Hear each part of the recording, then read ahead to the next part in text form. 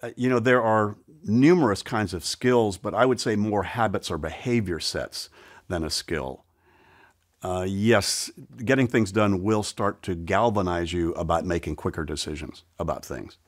When we coach people one-on-one, it takes them 1 to 6 hours just to collect the pile of things that they need to decide about.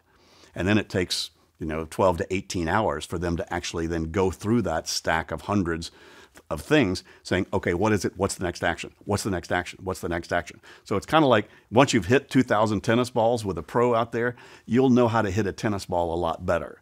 So you'll know how to make next action decisions a lot better if you practice this and start to work it. Also practicing recognizing when things are going on in your head. It's subtle. So recognizing that. And again, it's not a skill. Everybody knows how to write things down.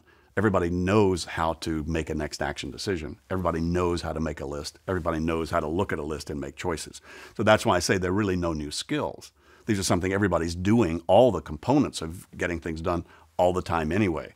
But it's really how do I arrange those habits and behaviors so that the whole is much greater than the sum of the parts in terms of all of these pieces of the Getting Things Done model put together. A lot of people really write things down, but they don't make decisions about what they write down. A lot of people decide what the next action is, but they then don't organize it, in some appropriate place that they trust. A lot of people organize the stuff, but they still count on their head, and then their organization dies because they're not using it as a way to stay clear and stay focused and to orient themselves. So you can fall off this wagon with any one of those lacks of behaviors, and you could call it a skill. I think the more the awareness, interestingly, one of the biggest challenges I think people have is recognizing when they fall off getting on or being on. Most people live in an angst-filled world, and so they don't really realize that they could have none of that on their mind. So they don't know when they're off because they've never really tasted on yet. So one of our biggest jobs is to get people to at least experience what it's like to be buried and have nothing on your mind. That's such a cool place to be.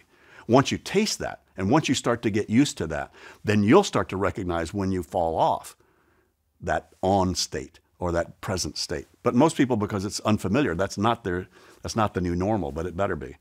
I mean, that new normal of having essentially nothing on your mind other than where you want to put your attention and focus is really going to have to be the new normal if anybody's going to stay sane with the world shifting and changing as fast as it is and all the potentially relevant stuff that we're all connected to now.